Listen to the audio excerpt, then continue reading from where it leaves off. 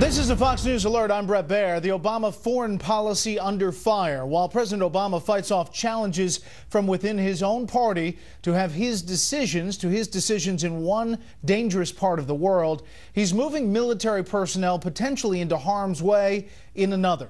The U.S. military tonight is acknowledging boots on the ground in Somalia for the first time since the Black Hawk Down disaster in 1993. The U.S. African Command announced what it calls a military coordination cell. Fox News is told there are fewer than 5 people so far. They're advisors, not combat troops, but they are on the ground in Somalia. This as fighting has taken an ugly turn in Syria, not with U.S. troops. Gains made by U.S. forces, though, in Iraq are disappearing to al-Qaeda-linked fighters. The relationship with Afghanistan's shaky government is at a low point now, and the political version of a family feud is brewing between President Obama and some of his fellow Democrats over new sanctions on Iran. A majority of the Democratic-controlled Senate wants them. The president, who hopes to continue talking with Iran about its nuclear program, does not and has threatened a veto. Chief White House correspondent Ed Henry on the political battle about a real-life possible war. As Iran's supreme leader again described the United States as Satan, Democrats led by Senate Foreign Relations Chairman Bob Menendez are gaining new steam in their effort to pressure President Obama to accept tough new sanctions against Iran, which led a White House official to take the unusual step of going on the record in the Huffington Post to charge some fellow Democrats want war with Tehran. Can you say from the podium that Democrat Bob Menendez wants to go to war? Look, I think that Senator Menendez, Chairman Menendez, wants what we want, which is to prevent Iran from acquiring a nuclear weapon. He and many others in the Senate have been excellent partners. That's not what the White House said to Huffington Post, an official declaring, quote, if certain members of Congress want the United States to take military action, they should be upfront with the American public and say so. The administration is on defense because there are now 59 senators, including 16 Democrats, who have defied the president to support a bill to ready new sanctions if diplomatic talks fail.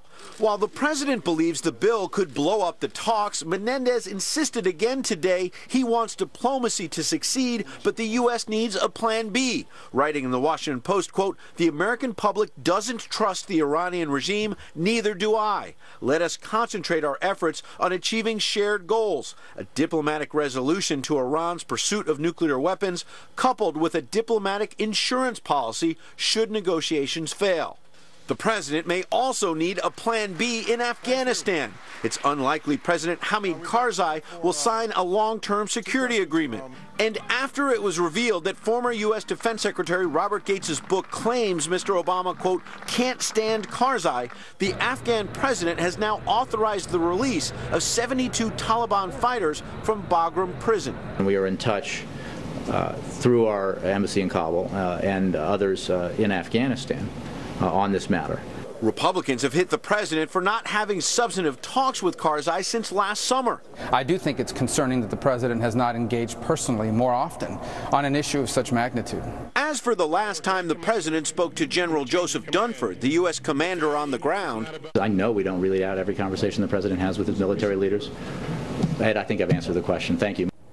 Now, pressure is building on the president because supporters of new sanctions against Iran are getting close to a veto-proof majority, in part because it's hard for the president to accuse lawmakers of wanting war when he himself is keeping the military option on the table. Brett? More on this with the panel. Ed Henry live on the North Lawn. Ed, thank you. Fierce clashes are being reported between Iraqi special forces and al-Qaeda-linked militants who have taken control of parts of Fallujah and Ramadi inside Iraq. It's the worst violence since U.S. troops left Iraq.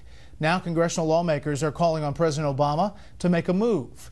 Here's Chief Intelligence Correspondent Catherine Herridge. Conditions on the ground in Anbar province are deteriorating, with al-Qaeda-affiliated forces consolidating gains in Fallujah and Ramadi, with a push east to Baghdad, where a suicide bomber attacked an army recruitment center Thursday, killing 23.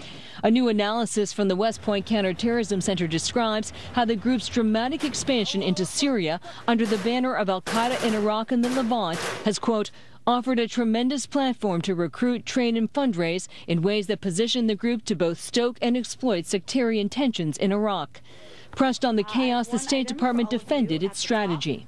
to argue that we are not actively engaged in diplomatic efforts around the world is completely inaccurate. Thursday, the Speaker of the House called out the president for failing to reach a status of forces agreement with the Iraqi government and his commander-in-chief handing off the work to others. The administration has chosen to spend much of its time and energy trying to explain why having terrorists holding key terrain in the Middle East is not the president's problem.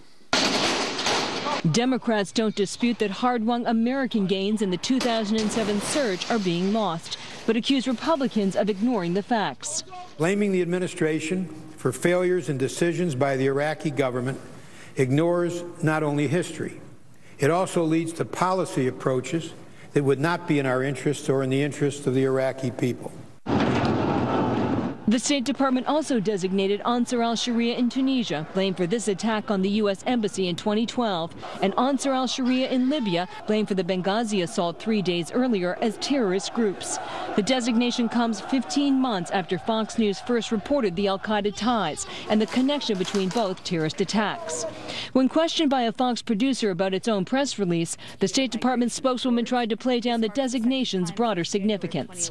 You said that Ansar al-Sharia Tunisia has ideological ties to al-Qaeda and ties to its affiliates. Is that an admission by the administration and the State Department that terrorism is on the rise? I would refute that. And a short time ago, the UN Security Council condemned the violence in Iraq, as one analyst noted that an all-out offensive by the Iraqi government to retake Anbar could mean higher civilian casualties and further drive the moderates to side with al-Qaeda. The crisis is now testing the Obama administration's remaining leverage in the region, Brad. Catherine, thank you. Rebel-on-rebel fighting reportedly has left nearly 500 people dead in the past week in northern Syria. Activists say battles continue between al-Qaeda-linked militants and factions of moderate and ultra-conservative Islamists. Now to the U.S. economy and another setback for the president today. Employers added the fewest jobs in 3 years in December, and huge numbers of people are just giving up finding work. Here's White House correspondent Wendell Goller. The lowest unemployment rate of Barack Obama's presidency was attached to a disappointing job creation report. The 6.7% rate is the lowest since October 2008, but just 74,000 jobs were created in December, far below the 200,000 economists had predicted. The numbers intensified the fight over renewing long-term jobless benefits, which expired with the new year. There was a measure to extend benefits in the way that President Bush signed into law 5 times, and Republicans won't go along with it. On the Hill, House Speaker John Boehner said, quote, instead of making it easier to find a good-paying job, Washington has been more focused on making it less difficult to live without one. And Texas Republican Kevin Brady agrees. I just hope my colleagues on both sides of the aisle remember that the measure of Americans' compassion is not how long we provide unemployment benefits, but how soon we get people into good-paying jobs. Democrats and Republicans are divided over whether to extend the benefits and how to pay for them. 1.3 million people lost long-term unemployment benefits when the new year began. A post-Depression record number of Americans have been out of work for more than a year and wouldn't qualify for extended benefits anyway. It's the relatively small